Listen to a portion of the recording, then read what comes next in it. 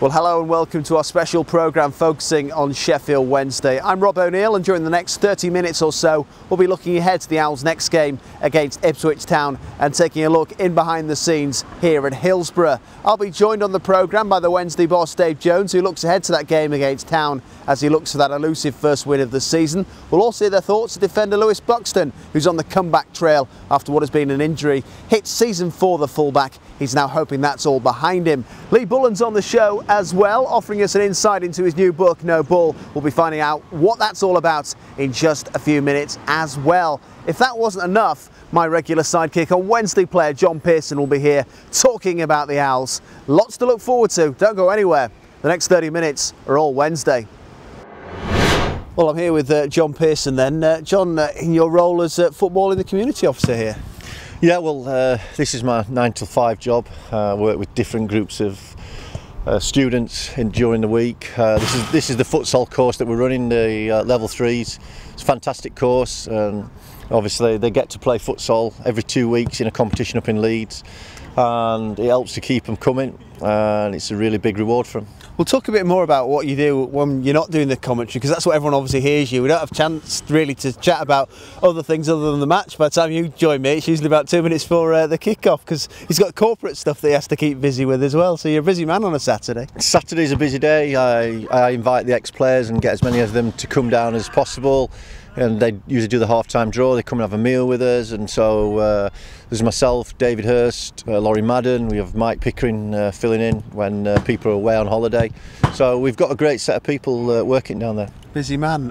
As far as the team goes, to say the season hasn't gone to plan is a bit of an understatement, but there are signs that things are looking a bit better, even if the results aren't quite what we want. Well, I have to say, I thought the first half against Doncaster was our best 45 minutes of the season, and the tempo and the way they went about the job, and I mean the supporters were unbelievable. I've not heard Hillsborough, as loud as that for, probably since the Wickham game. The way the supporters got behind the team was unreal. But obviously, as I said at half time in that commentary, they set the standards then, and they've got to keep that going. They've shown what they're capable of, and obviously if we can keep doing that and keep playing that way and that sort of tempo and that sort of purpose, I don't think we've got any problems. We talked a lot about the crowd at the weekend and how they were really right with the side, and even when they'd lost the match, they gave them an applause, they gave them an appreciation for what they had put in for the majority of the match. Yeah, exactly. I mean, standing ovation at half time when they walked off the pitch. The week before when we played Yeovil were clapped off the pitch, so it was a marked contrast in those two home games, and they showed that, that all the talk of being fearful about playing at Hillsborough or whatever it is, just wasn't there, because it wasn't there against Doncaster. We've seen, as I say, the highs and lows of being a Wednesday fan. I mean, you've played as, a striker for this football club. You've followed them from afar as well when you've been at other teams. What is it like to kind of, do the whole thing? Do you still feel like the fan you were when you were growing up on the terraces? Yeah, without a doubt. I lived and breathed Sheffield Wednesday from being well, since I can remember. I can't put an age on it, but I was, I'm just round the corner. I try to go to as many away games as I can. Not always possible, but I really enjoy the away games. It's the pressure's off. I can, I don't have to do the commentary and do the corporate stuff. I can just go and have a drink in the pub and enjoy the atmosphere before and after the game. To say you've been in football, well, a long time, let's be right, you've still got that hunger and the enthusiasm for it. I mean, some players you talk to and you get the feeling that maybe they've been damaged by the game. Do you know what I mean? They've seen so much football that perhaps they're not the fans that they were when they started out. I've supported Sheffield Wednesday.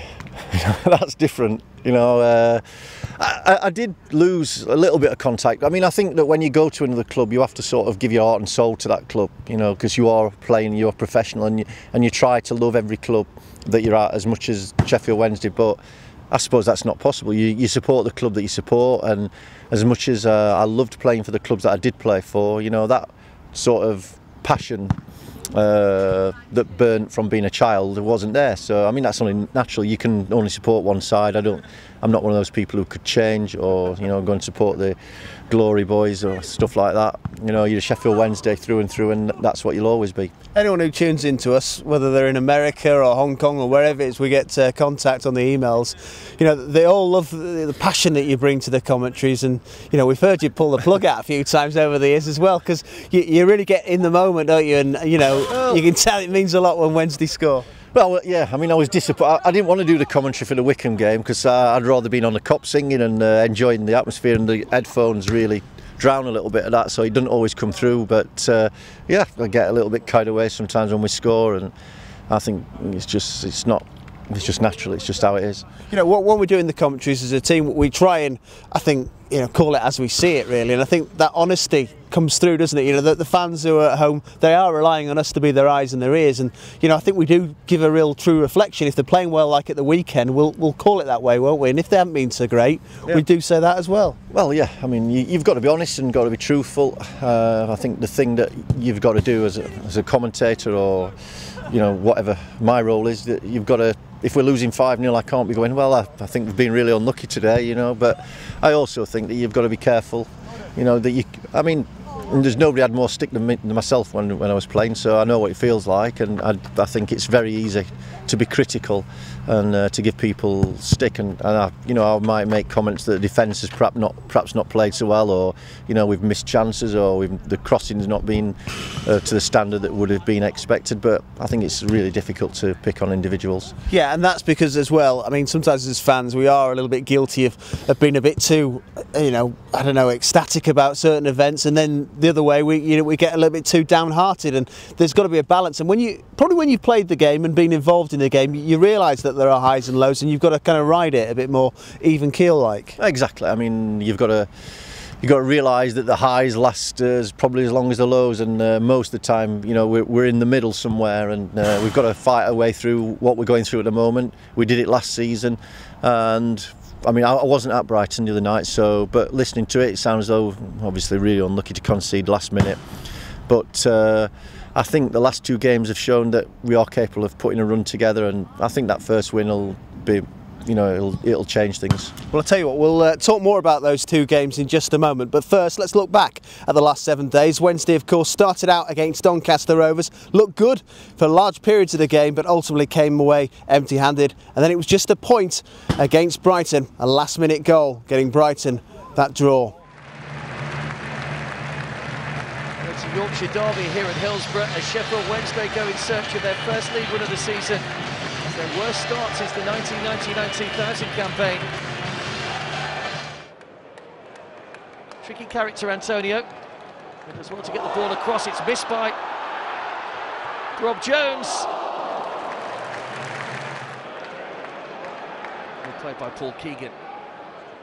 Brown pulled in and sliced behind for a corner. Bearing down on goal, Mike tries his luck here, Alain. Gathered by Ross Turnbull in the Rovers goal.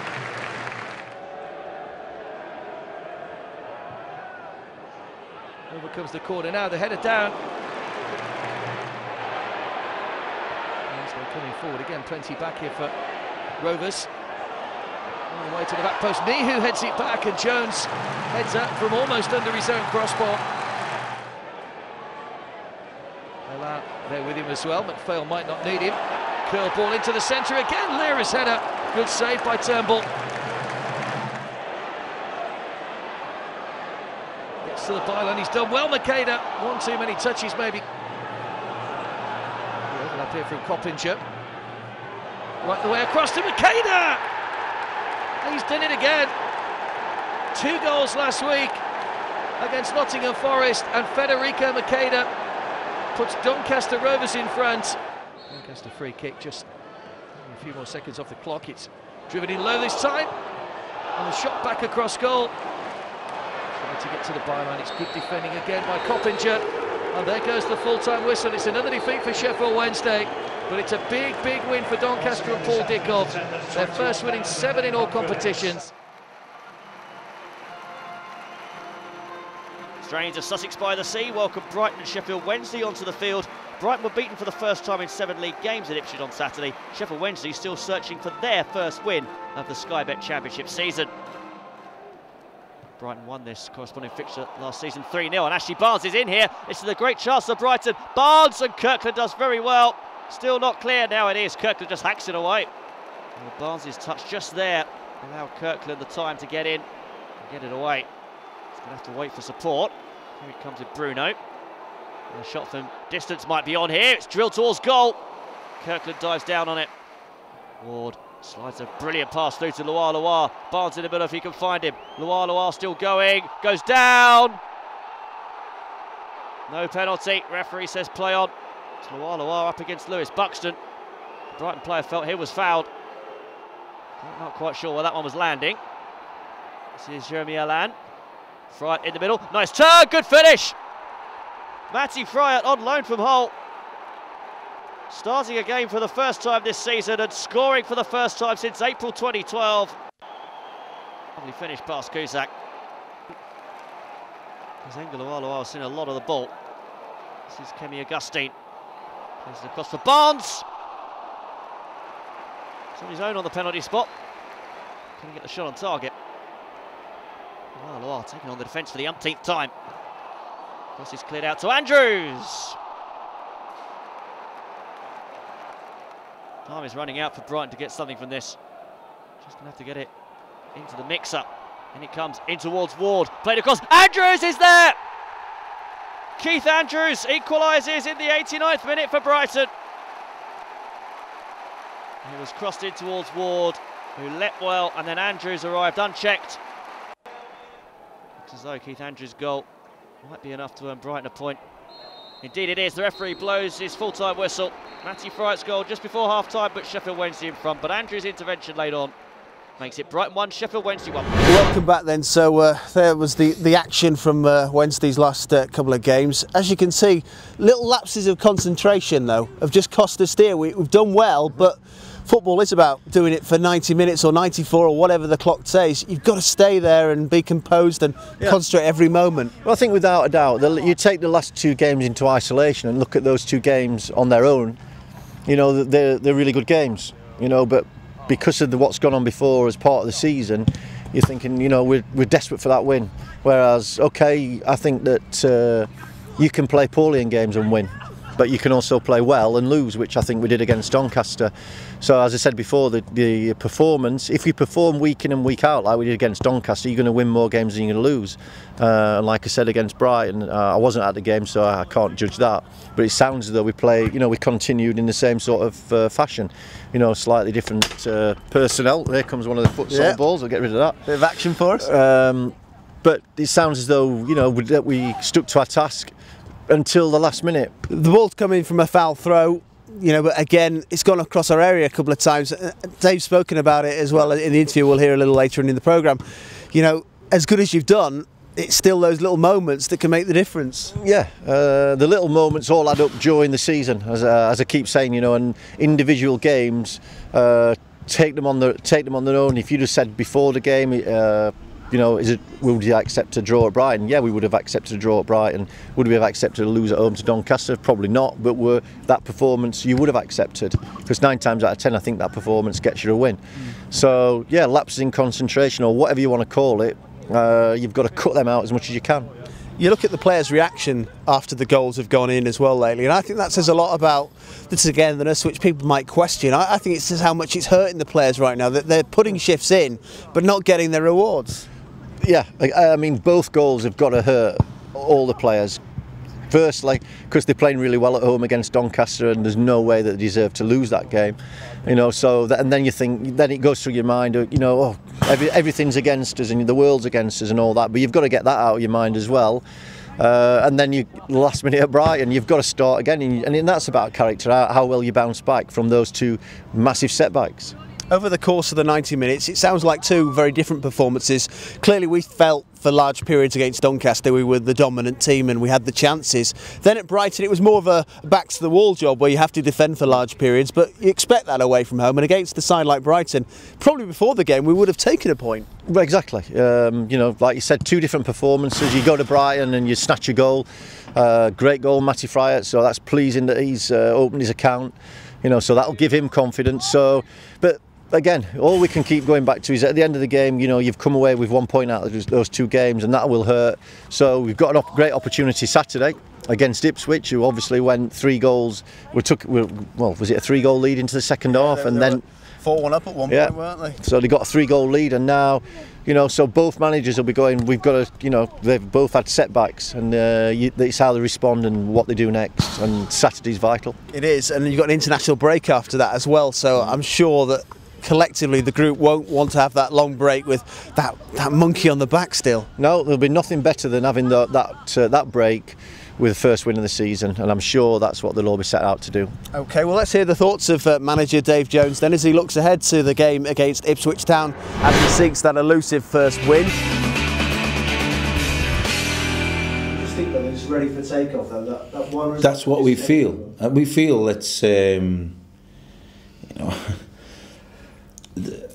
Saturday and Tuesday night was just as big a disappointment to the Birmingham game for me. More so because I felt for them, because I know how hard a shift the lads had put in, and so did they. So that's more cutting, because you know they've done everything that you've asked of them. They've ran the socks off. You're playing against a team that's, you know, double our weight, whatever it is. Because people sometimes always equate to, because there's more money, they must be better than you. It's not the case. We have a group of people here that at this moment haven't reached the level that we expect or they expected themselves, and we just feel it's not that far. It's a touch away, and that's how confident we are in them. And you know, sometimes you can go in after such a good performance of the night and absolutely berate them, because it shows that there's no team that we've played so far this year that is any better than what we are, and that goes for the teams that are at the top, and your Burnleys and your QPRs and everything else. They're no better than us, so get your finger out and start showing it. And that's what we were saying to them, and I felt we were on the way to that, and the other night proved it again, that when we are at our best, and we have to be at our best, we can't be half cock or whatever, we have to be at our best. We are a match for anybody in this division. We've never had the same defence for 2 games on the trot. We've always had to change it, either due to injury, it was mostly due to injury, so we've never kept the same 4 for 2 games on the trot. We're hoping that if we can get a settled team, then we'll have a bit more stability, a bit more cohesion on what we're trying to do, and then we can work from there. But you know, I would think, you know, it's unusual not to have had the same back 4 2 games on the trot, and that's not due to changing because of results or whatever. That's due to injury. And you can tell as well that, you know, the collective, if anyone questions the spirit, the way that the players reacted to the 2 goals you conceded in the past week, that there's a real feeling that, you know, we've worked so hard and, you know, we've kind of lost it here. Well, they've never lost that in any time I've been at this football club. They're just standard tick box, throwaway comments that people make. You know, the best, one of the best shouts in football is, "Oh, they've lost the dressing room." Well, the dressing room never goes anywhere. It's in the same place. It's made of brick. It's, you know, the people come up with all fantastic ways. You know, or they don't care. Of course they care. No one wants to go out and play and then be ridiculed by 20-odd thousand fans. It's quite cutting to you as a professional that, you know, oh, the dressing room's been lost. And then someone might say, oh, there's been a bust up in the training ground. But you never actually find out who this third party is. They are just throwaway comments. The one thing I can guarantee our fans is that there's never any bust-ups in this place. There's never any... yeah, they have arguments, they have disagreements, they get angry with each other. You might see a training session where someone's fired it up and there's tackles flying in and everything else because someone's been upset with something. That's all normal run-of-the-mill football training, football banter and the football society that you have. But when people say, oh, you've lost the dressing room, then I just find that unbelievable. It can just be somebody who just thinks or heard or so I'll just start a rumour. And, you know, you look at when managers leave and all of a sudden you get players coming out. Well, the time to say it is when they're actually there. If they're upset with something, say it then. Don't wait until that's a coward's way. That what you should be doing is saying it when you're there. And if someone's not happy here, we encourage it. If they're not happy with the training or whatever, we encourage them to say, look, didn't enjoy that today. Okay, we'll try and make it better tomorrow. What didn't you enjoy? What was wrong with it? Blah, blah, blah. So it's all collective. It's not just, right, this is it, that's what you're going to do. Do it, do as I say, or go your own way, whatever. You have to have a lot of cohesion within a football club. And if someone's not happy with something, then say it. Don't let it fester away. And then when the people leave, or you leave, or whatever, then you come out and say, oh, I didn't like this or like that. Because, you know, you get your time there. And I've always maintained that as soon as people walk through them gates there, that's their time to impress. And a lot of people always say, well, I never got my opportunity. Well, you get your opportunity every day. You don't just get it when you play. And that's what I was saying before. You know, we always pick up on players that aren't playing.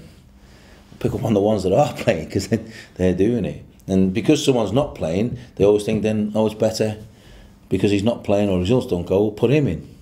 And again, you might have to leave the person in that's not playing at his best to gain that confidence or whatever. It's just picking the right time, the right mode to do it, and that's part of the management. And nobody ever gets it fully 100%. If the numbers and the situation were slightly different, do you think Michael might have been rested by now? Listen, you know, I listened to Mourinho's interview the other day. One, we always talk about people that ain't playing, which is right, because you always think there's something wrong or whatever, and sometimes players have to play to get to that level of what you think they are. And there's players that need to be pulled out and left and give a shake-up, and there's ones that you need to keep in. And you might have to forgive certain things to get them back to the way they are. Michael made the goal for us the other night. He made the goal, he got us the goal the other night through his sheer pace and determination. Because he's the one who kept it in play, hooked it back, and then Mukta found Matty in the box. So he made the goal. Well, I'm joined now by someone that you could say is Mr. Sheffield Wednesday. He's been here as the club captain. He was part of that successful day at the Millennium Stadium. Now you're back as a coach when you're not doing book writing and that side of things. And you've got property as well that you try and sell as well. So you're a busy man, aren't you, Lee? There's not enough minutes in the day, shall we say, Rob. Yeah, I've got 2 kids still up in Edinburgh, so if I'm not travelling up there, I'm in the office in the afternoons, I'm coaching here, I'm, as you say, trying to write this book as well. So to be fair, I wouldn't have it any other way. You've always been like that. I remember the first day I interviewed you when you came down to Sheffield Wednesday, and you talked about kind of hard work and work ethic and that side of things, and you've got to where you are through graft, haven't you? Oh, absolutely. I've never had the talent of some players, don't get me wrong. We've got a little bit, but I think my game was more about hard work, 100% effort, and never say die attitude. And I think, especially in a city like Sheffield, which is a really tough working class city, and obviously ex-steelworks, a lot of the people around here are very similar natured, so that bought me a bit of leeway with some of the fans when I'd make the odd mistake here and there on the pitch. But I've done it the hard way, you know. I never left school and went straight into professional football. I'd done the 9-to-5 job before entering the footballer's bubble that is professional, and I always appreciated the opportunity I was given, whether it was at Sheffield Wednesday or Falkirk or Dunfermline, wherever. So from that side of things, yeah, I've always felt I've been lucky to play the game. And now you're coaching with the under-21s here, and I'm sure people will pick up on it in your book. You're able to kind of put that journey back into their education, aren't you? That hard work will get you where you want to go, but if you sit on your backsides, then you could find yourself out of the club and out of football altogether. Exactly. If you think you're just going to walk straight into a first team, even at championship level, you've no chance. Absolutely no chance. You've got to work at it every day. You've got to spend that extra 15-20 minutes, half an hour out after everybody else has finished training, whether you're doing a little bit of running, practicing free kicks, practicing your heading. That 15 minutes, if you're doing that every day, at the end of the season, that'll add up to almost a couple of weeks extra training. So the old adage, you don't get anything for nothing. You only get out what you put into it, using all the cliches, but it's true. It is 100% true, and that's what I'm trying to put to the guys. A lot of the kids I'm coaching now have a lot better technical ability than I ever had. So if I can put a little bit of my work ethic into them, then they'll have half a chance. So tell us about the book then, and the journey that you go through on it. I'm sure you go through the stories about how you worked in a bank, didn't you? I remember you told me that, and those experiences in Wollongong you played for, and all these obscure places you went before you ended up at Sheffield Wednesday. Absolutely. I mean, it goes from, obviously starts as a kid in your schooling and where you're brought up from, but the footballing side of things, it starts from me being a schoolboy signing at Dunfermline Athletic and being released at that level, and getting an opportunity at Meadowbank and being released from them, going to Stennismuir and being released from them. So it was knock back, and eventually you get to a point where you think, am I ever going to get the opportunity? So what I did, packed my bags, head to the other side of the world, and from there played in Australia, played in Hong Kong, played in Greece, came back to Scotland and signed for Dunfermline. So it took me a long route to get that professional contract at Dunfermline, but I got there in the end and did well enough. Sheffield Wednesday saw something in it. I got the opportunity at 33 years old, which most people wouldn't get at a club this size. But Wednesday were going through a tough time as well. Had a heck of a lot of ups and downs at the club, which you get as a supporter, as a player of Sheffield Wednesday. Fantastic time.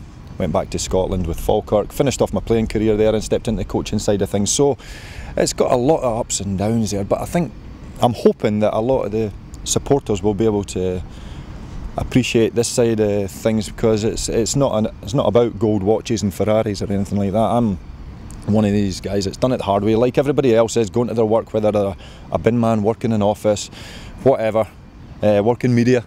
We all have to work hard to get where we are, and we've all got bills to pay and mortgages to pay, and as I say, we all have ups and downs within our life.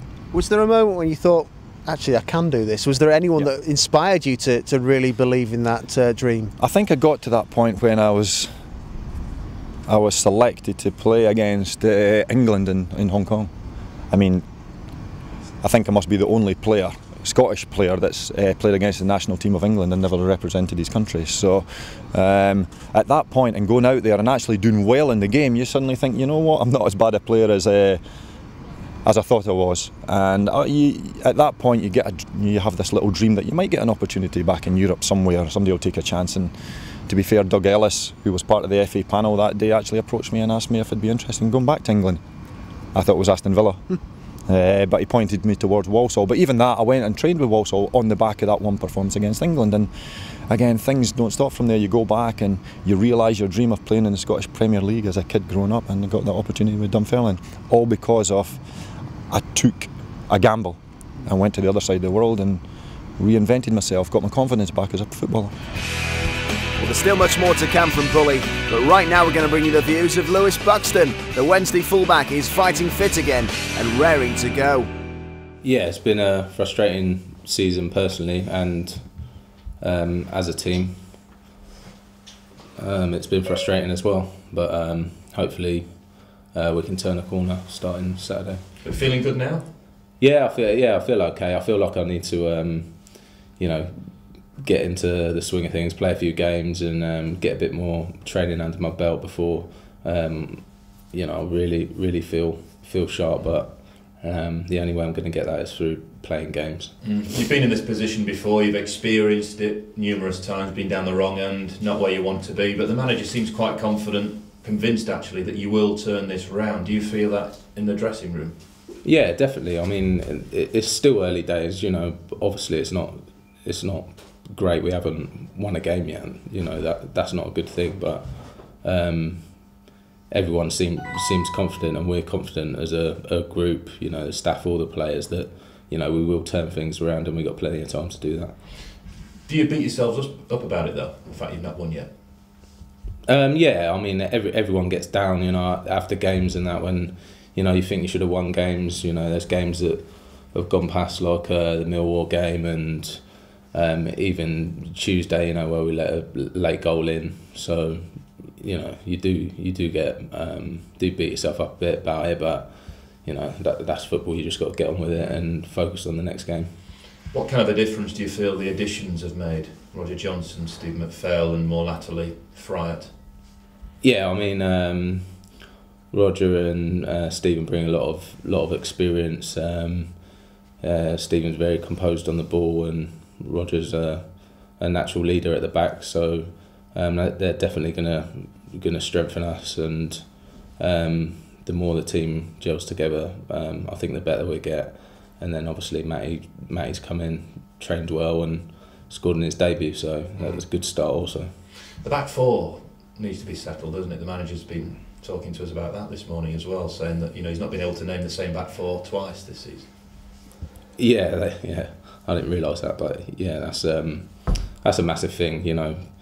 All the way through football, the best teams have a kind of settled back four, settled goalkeeper, and you might change around your wingers a bit, but that's kind of like the rock of your team, and you've got to try and get some consistency in the lads, and the only way you can do that is through constantly playing together. I assume when you've been out, you've still been coming to the home games to watch. Yeah. I was here for the last home game Yeah. against Doncaster. Do you feel that the team is beginning to take positive steps now? I guess when you factor in the Brighton display as well, does that give you confidence coming back to Hillsborough this weekend? Yeah, I've watched the games that I haven't been involved in, and I thought we did well at home to Doncaster, and then we had a few chances, didn't take them, and that seems to be the way it's going at the minute, where they get a chance and they score. So yeah, we just got to stay positive and focus on the next game, and not worry too much about what's going on in previous games. What do you know about Ipswich? A little bit, yeah. They've scored quite a few goals this season, and coming off the back of a 4-4 draw. Well, were they 3-1 up or 4-1 up, weren't they? They were 4-1 up. Yeah. So yeah, they've got plenty of goals in their team. It appears this season, but and they're doing much better. Mick McCarthy seems to have turned them around, and I think they're 8th or something now, aren't they? So it'll be a tough game. I think they're a different challenge to what they were last season, and but there's no reason we can't come away with a victory. The sequence of results, clearly it's demoralising and frustrating for everybody. Yeah. You could see that when that goal went in so late in the game, thinking we've done it, and then you haven't. It's close but not quite there. I suppose that's why you want to get that win before the break against Ipswich. Yeah, it's just it will obviously take a bit of pressure off, and I think once we get that first one, then we can continue on and hopefully move up the table. But it's just getting that first one out of the way, and hopefully we do that Saturday. Well, it's time now for a bit more Bully as he continues our chat about his new book. We can't get through all the stories in this little sort of soundbite, but you can give us an insight perhaps into one or two things we can look out for. Well, as I say, we touch on the downside of the game and the disappointments involved in the game that comes with a player that plays at my level and my ability. We talk about my personal highs, like playing against England, playing at Cardiff, getting to Scottish Cup finals with Falkirk and Dunfermline. But there's bittersweet memories in those cup finals because I played a big part in getting the clubs there and then was dropped for both finals. So the side of the games that people don't see, we touch on family and how when you're going through a hard time on the playing field, how it can affect your family. There's myself talking about what do you do when you step away from the game. Leaving school and working 9 to 5 and playing part-time, which a lot of lads in England and Scotland do. That's real football, that's real full-time football, that. So again, there's ups and downs. There's talking about visits to Vietnam and Taiwan and China when I was playing in Hong Kong. There's playing against Yugoslavia and Sweden and South Korea for the Hong Kong League Select when I was over there, meeting Jack Charlton. There's so many ups and downs, meeting heroes that you never thought you would be. I was a Hearts fan as a kid. John Robertson was my hero growing up as a centre forward. Now I regard John as a close friend of mine, which is bizarre. Playing summer football with people like Chris Waddle in an over 35s. I mean, come on, that doesn't happen to wee guys like me from Scotland. So listen, hopefully there's a bit of everything for somebody, and it's not your typical sort of David Beckham, Wayne Rooney type book. Maybe hopefully it's closer to where a lot of the Wednesday, Falkirk, Dunfermline supporters are. You've obviously played alongside, and I'm sure played for some interesting characters who've had some strange methods at times as well. I'm sure that'll come up. Oh, well, I wouldn't want to tell you everything, but when you've had people like Guy Branston and Paul Heckingbottom and Lee Peacock in your playing ranks, then there's a few stories to be told with regards to that. Playing against people like Henrik Larsson and Chris Sutton, and as I say, the English lads that we played against. I've had a heck of a good run at it as a player. I'm hoping to get a heck of a good run at it as a coach as well, learning all the time. Yeah. They're brilliant. So you're getting a bit of stick already, so even as a coach you've got no respect, have you? See, Who's that giving you a bad see, rap? it's jealousy. It's jealousy. It gets you everywhere. If you go back 5, 6 years when I was a player here, you would get the exact same thing. It would normally be Jermaine Johnson or Lee Peacock or Guy Branston that would be shouting out, but now you even get these guys who would love to have the type of career I had at Wednesday. They're just jealous, that's all it is. Well, that's what it is. I mean, the memories of that day at Cardiff will be the one that I'm sure that really stick out in your mind, and I'm sure you've dedicated a large chunk of the book to that. There's that famous picture of you in the shower there with, you know, I suppose a moment of contemplation, I suppose is the best way to describe it. No, that was just absolutely shattered. Oh, that's all it shattered. was, Oh, okay. yeah, that's all it was. And to be fair, I never even realised the photo had been taken. I was sitting there, and actually it was myself and Paul Heckingbottom, two of the sort of more experienced lads, and Paul's just out of shot there. But I think Steve, the photographer, was getting covered in champagne in the changing room and suddenly thought, I have to get out of here, pick the cup up, and just saw the two of us sitting there, and he's just plonked it down, stepped back, took the photograph. I never realised he had done it until the actual photo came out. So good times, great memories, a fantastic group of players. On paper, probably not the best group of players that Sheffield Wednesday's ever had, but for team spirit, I've been very lucky. Dunfermline, we had a great team spirit, Falkirk, but that group at Sheffield Wednesday, as I say, as individuals, probably not the greatest group of players in the world, but see, as a team, I tell you what, I would have backed us against anybody in that season. You could sense it though, you know, when it all came together, there was like 10, 11 new players all arrived at the start of that season. Whilst it took a little while to get going, I think Chris Turner lost his job to start with, and Paul Sturrock picked up the reins and took you through, but there was a real camaraderie, and there was fun, but also I'm sure there was hard work as well. There was. I mean, Dave Allen, the chairman at the time, I mean, he's a lot of people have their own thoughts on Dave. He was brilliant for me, but one thing he did put into place was that any player signing for Sheffield Wednesday had to live within a 15-mile radius, and that meant a lot of guys were living in S6, S10, S11, so whenever after training we went for a coffee, or if we had won a game we were out for a drink with girlfriends or partners on a Saturday night, we'd always see 5 or 6, 7 of your own teammates out, which built that little sort of family attitude and back each other to the hilt.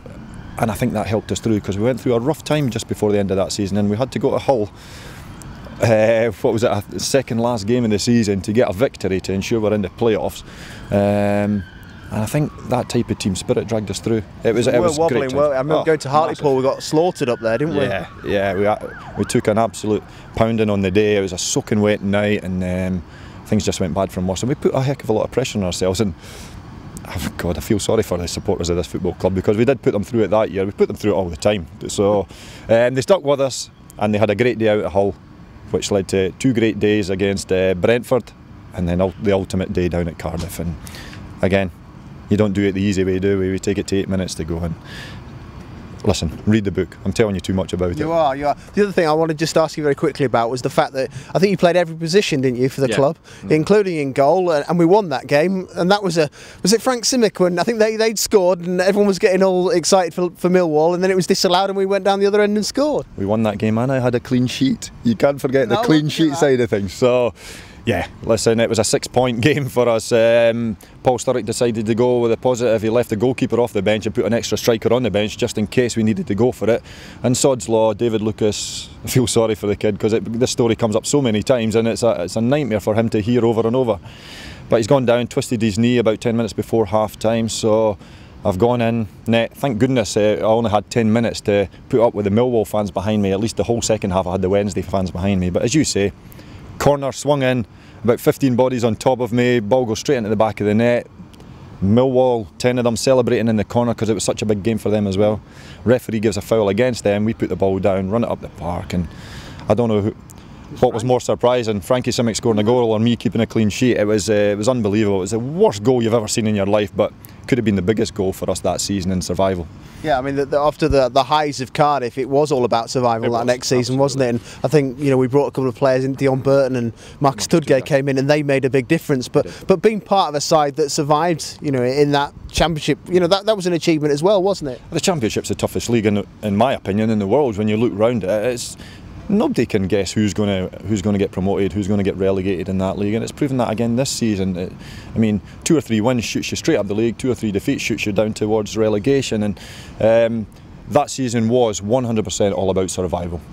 We, as I said to you earlier, I mean, the team that got promoted, you look at it on paper, we're never the greatest group of players in the world, and we had to strengthen, and we did do 1 or 2. We'd done enough to survive and bring in 1 or 2 players, and then I think it was the following season and the season after that, we went on a heck of a run near the end of the season. We almost got into the playoff area. We just missed out after losing at Birmingham that year. And listen, Sheffield Wednesday is a roller coaster of a football club, and being as a player, as a coach, or as a supporter, there's a heck of a lot more lows than there are highs, but the highs are probably stick in your head a lot more than if you were a supporter for a Man United or an Arsenal. Well, I'm sure you'll get a great insight if you read No Bull, which is what it's called. And where can we get hold of this? It should be in Waterstones next week. It will be on Amazon in the next 2 or 3 days, and I am doing a signing at 12:30 at the Owls Superstore on Saturday before the Ipswich game, so all are welcome. Excellent. Just one final question on your current job. Are you enjoying that? It's something different, as you say. You've made a career as a player. Now you're trying to make your mark as a coach and trying to develop the future generation of Sheffield Wednesday. Absolutely. I know, it's fantastic. And I mean, we have a small group under 21s. I think we've got about 8 players signed. When you get 2 or 3 injuries, we've got a couple out on loan at the moment. That means we're using 16 and 17-year-olds at the under 21 level. We went to Derby midweek, and Derby are always very, very strong. We used 4 16-year-olds and 5 17-year-olds in the team, so it was always going to be a tough ask. But this is the sort of opportunities that we're wanting to give players. We're probably, results-wise, could be better, but there is reasons for it. It's not excuses. There are reasons behind it, and I think when you go to Derby and they're mostly 20, 21-year-olds against 16, 17-year-olds, it's always going to be a tough ask. But there's few pleasing aspects, and the players are getting tested early, and they're showing a lot of bottle. And it's great to be part of it. It's great to see the enthusiasm and young kids that really want to make a go of it in the game. Well, Lee, great to speak to you again, and I hope that the book goes really well for you and get plenty of people checking it out, because I'm sure it'll be a brilliant read. Brilliant. Thank you very much. Well, we're back at Hillsborough Arena, and John Pearson's with me just for the final time. John, your thoughts on the game against Ipswich, aside under Mick McCarthy, that you know will be well organised, and you know he seems to have done a decent job there. They're in the top 10 at the moment. Yeah, I think, if I remember last year when he took over, they were struggling at the bottom of the table alongside us, and they picked up and had a really good finish to the season. And so, I mean, Mick McCarthy, we all know him and either love him or hate him. I actually think he's a good character. But, you know, obviously he goes into clubs, and he's done it before. He's turned clubs around, and he's made a decent job at Ipswich, and you know, it's going to be another tough game. Yeah, a tough game, but with the Hillsborough faithful right behind them, as they were in that game against Doncaster, they can make such a difference. I know sometimes you can say who motivates who first, but when the fans are right on side, the players must, you know, feel 10 foot tall. Well, without a doubt. I mean, the way the crowd responded to the performance in the Doncaster game was sensational. You know, and I think if the players come out with that same attitude, you know, okay, they've had a couple of setbacks, and that's been unfortunate. They didn't deserve that. They were, I think, unlucky in both games. So they've had a couple of setbacks. You've got to put that out of your mind, and you've just got to start again. And if they do that, the crowd will respond, and Hillsborough will be rocking again on Saturday. How important is it having Lewis Buxton back in the team? He made his return against Brighton. I know he'd been out for a while and might have been a bit rusty. He was in the Leeds game, if you remember. I think he did first half against Millwall. But he's such a key man for Wednesday. He has become that, hasn't he, over the last few seasons? Well, he's become Mr. Reliable at the back. You know exactly what you're going to get from Lewis, and he's been consistent over the last couple of years, and he puts good performances in and week out. And so to have somebody like that with his experience and his knowledge and, you know, his enthusiasm, you know, can be nothing but good for us. Dave Jones said he hasn't even put out the same back four twice this season. Yeah. Potentially that can happen at the weekend, and that's again well, it's vital, isn't it, to any team having a steady and consistent back four to work from. Well, exactly, and yeah, we've lost Anthony Gardner, who's, you know, done really well since he's joined us. But I think that, you know, from the one game I saw Roger Johnson play, I think he came in and did a really good job, and hopefully that can continue while ever Anthony Gordon's out. Yeah, Johnson, and there's McPhail who's come in as well. Yeah. He sort of leads in a different way. Maybe Roger Johnson's a vocal and kind of in-your-face type character. I think McPhail strikes me as just letting everyone see what he can do with the ball and kind of follow my lead, if you will. Yeah, without a doubt. I thought he was great in the game against Doncaster. He wanted the ball all the time. He hardly gave it away. You know, and even when we'd had the goal against us, he was still wanting the ball, you know, and he was still like leading in a different way, as you said, and he was showing people, look, I'll have the ball, I want the ball here, you know, give me the ball even when he was marked. You know, he showed a different kind of passion in that sort of environment. So Saturday the day we get that first win? Yeah, of course it is. All right, confidence there from John Pearson. Just before I let you go, just tell us a little bit about what you're involved in then down in the community, and a little bit different, I guess, to the academy work that the guys there do. Just tell us what is a football in the community programme for those that maybe aren't quite aware. There's loads of different things that we do. I mean, we go into schools, we've got our own education programme, and this is an education programme. These lads haven't been picked because of their footballing ability, they've been picked because they got good grades in their GCSEs last year. So this is an educational course, but their reward is to go up to Leeds, and there's a fantastic arena up there for futsal, and every 2 weeks they're playing a league. We've got 3 teams. We've got we've got 2 teams from last year when it was their first year on the level 3 course, and they go up and they alternate. So every week, 1 week A and B team will go up, and the next week the C team will go up. And I think it's a great reward for the hard work they put in during the education. And it's what the club's all about as well. It's not just about the first team and, you know, match days, because it's about the community, and that's what, you know, a good sports club does, doesn't it? It brings everyone together. Yeah, exactly. So as I said, these lads haven't all been picked for the footballing ability, but they're all enthusiastic, they're all willing to learn. They really love on a Friday when I take them up to Uden Valley and take them round the dam on a 5-mile run. Oh yeah, so you're still flogging them, aren't you? Those old ways from your playing days with Wilco and co. Well, it's also helping to keep me fit, so I'm really pleased. Exactly, he's trying to look after number one, that's what he's doing. But it's great sometimes, I guess, as well, when you do maybe spot maybe a little talent that hasn't been identified by the coaches. Is that something you try and feed back into the club? Yes, I mean it would be, but to be fair, I think at 16-year-old, then probably it's very unlikely that we're going to, you know, pick anybody up from these courses. The course is first and foremost education, and after that, you know, they get the reward, as I said, of playing futsal, which is a fantastic game. You know, it's a really good game. I suppose as well now, the way that modern clubs are, they've got all the bases covered, haven't they? Everything. You know, if there's a kid that's half decent at 6 or 7, he's been spotted, hasn't he? He's been identified. Yeah. I think there's very few will get through the net now that any clubs will find. You know, probably academy teams are run, maybe if you got 1 player a year out of the academy, then you'd have a good academy, wouldn't you? Just finally, putting your other hat on, who's your special guest this weekend? Who are you going to be showing around the rooms? I think Mike Pickering's coming down as a special guest this week. Mike does help us out on occasions. Hurst is back. I've just spoke to him this morning, so he's back from his, I think he had a wedding and he's been golfing abroad or whatever. So not like Kirsty playing golf. Good to have him back. And Laurie Madden's back. I think he's been away as well. So, you know, it'd be good to get the team back together. It's good that they're all still involved though, and you're still part of the club. Well, they're all passionate. I mean, Hurst is passionate, and obviously Laurie's passionate about the club. He's not born a Wednesday supporter, but loves the club. I suppose Hursty wasn't born a Wednesday supporter, but he absolutely loves the club as well, as everybody knows. All right. Well, thank you very much for your time, John. Appreciate that. I'll let you get back to work. I've been keeping you from it for the last half hour or so.